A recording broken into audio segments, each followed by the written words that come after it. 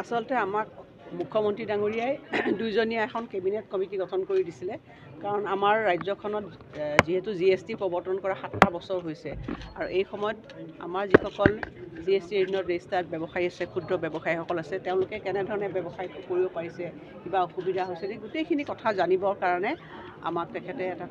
Cabinet committee কৰি দিছিলে আৰু সেই সিদ্ধান্ত মৰ্মে আমি 6খন জিলাত আমি আহি পেলাই গোটেই সকলো জিলাৰে লৈ পেলাই জোনেল হিচাপে আমি 6খন জিলালৈ আহিছোঁ আৰু আজি বঙাইগাঁও জিলাখনলৈ আহিলোঁ ইয়াত বহুতো ক্ষুদ্ৰ ব্যৱসায়ী সন্থা বা ট্ৰেডাৰ্ছ এছ'চিয়েশ্যনৰ বিষয়সকলক লগ পাইছোঁ আৰু তেখেতসকলৰ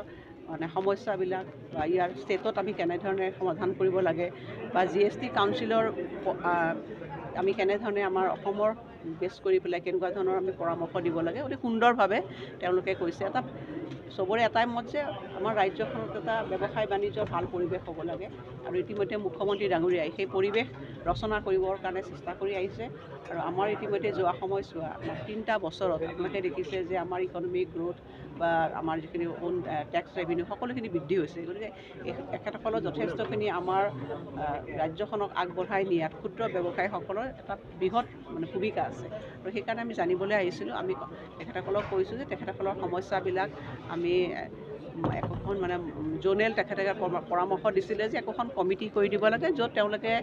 আহি পেলাই আমাৰ বিষয়াসকলক তাতেই তেওঁলোকৰ সমস্যা থাকিলে সমাধান কৰিব পাৰে সেইখিনি মই কৈছোঁ যে আমি অতি সোনকালে আমি ইয়াৰ ৰিপৰ্টটো আমি কেবিনেটত আমি এমাহৰ ভিতৰত আমি ছাবমিট কৰিম আৰু তাৰপিছত আমি সেইমতে ইয়াৰ কামবিলাক আমি কৰিম। আচ্ছা বাইদেউ কথা এটা ওলাইছে যে সেৱা কৰসমূহ বৃদ্ধি কৰা হৈছে এই ধৰণৰ এটা চৰ্চা চলি আছে বা বৃদ্ধি কৰা হ'ব সেৱা কৰসমূহ যিসমূহ আছে সেইটো কথা নহয় আচলতে GST যিমানখিনি সিদ্ধান্ত গ্ৰহণ কৰা হয় GST কাউন্সিলত গ্ৰহণ কৰা হয় এতিয়া তেনেকুৱা ধৰণৰ কথা হোৱা নাই এতিয়া আপোনালোকে জানি ভাল পাব যোৱা যিখন 53rd GST কাউন্সিল হ'ল সেই কাউন্সিলত যিসকলে মানে ইনিচিয়েল পিৰিয়ডত GST তেওঁলোকে তেওঁলোকৰ পিনাল্টি কাৰোবাৰ আছিলে কাৰোবাৰ ইণ্টাৰেষ্ট আছে সেইবোৰ ৰেহাই দিবৰ কাৰণে সিদ্ধান্ত গ্ৰহণ কৰা হৈছে গতিকে আহিব লগা সময়ছোৱাত যাতে ভাৰত গোটেই দেশতেই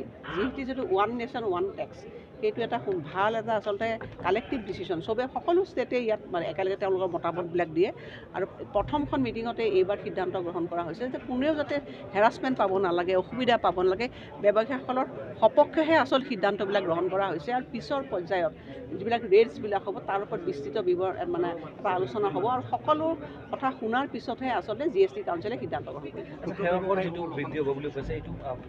বৃদ্ধি নহয় GST ৰেট যিটো আছে বিভিন্ন সামগ্ৰীবিলাকৰ যিটো ৰেট আছে সেই ৰেটবিলাকৰ সম্পৰ্কত আচলতে বহুত ষ্টেটবিলাকৰ কিছুমান ক'ব লগা আছে হয়তো on the basis of date গোটেই ষ্টেটবিলাকে তাত কয় গোটেই ষ্টেটবিলাকক কোৱাৰ পিছত তেতিয়া GST কাউন্সিলে এটা সৰ্বসন্মত সিদ্ধান্ত গ্ৰহণ কৰে। বাইদেউ ক্ষুদ্ৰ ব্যৱসায়ীসকলে সমস্যাত ভুগিছে তেওঁলোকে ক'ব পৰা নাই ভালকৈ বহুতো সমস্যা তেওঁলোকে হয়তো আপোনালোকৰ আগত দাঙি ধৰিব পৰা নাই আপোনালোকে তেনেকুৱা বিবেচনা কৰি আছে নেকি যে তেওঁলোকে কোনটো কেনেকুৱা সমস্যা পাই আছে সেই সমস্যাবোৰ আপোনালোকে কেনেদৰে আমি আচলতে তেখেতসকলক কৈছোঁ যিসকলে মুখেৰে ক'ব পৰা নাই তেওঁলোকক আমি লিখিতভাৱে তেওঁলোকক দিব দিছোঁ আৰু আমি কমিটিখনে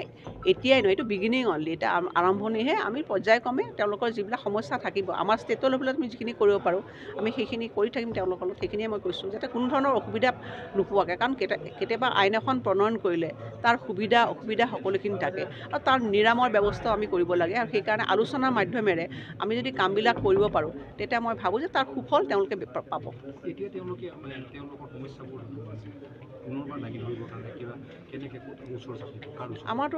তেওঁলোকে মোৰ তাতো অনলাইন দিব পাৰে তেওঁলোকে মোৰ মেইল আছে মোৰ মেইল এড্ৰেছতো দিব পাৰে আমাৰ সিংঘাল ডাঙৰীয়া মেইলতো দিব পাৰে আৰু কমিশ্যন অফ টেক্সেছ তেওঁলোককো দিব পাৰে।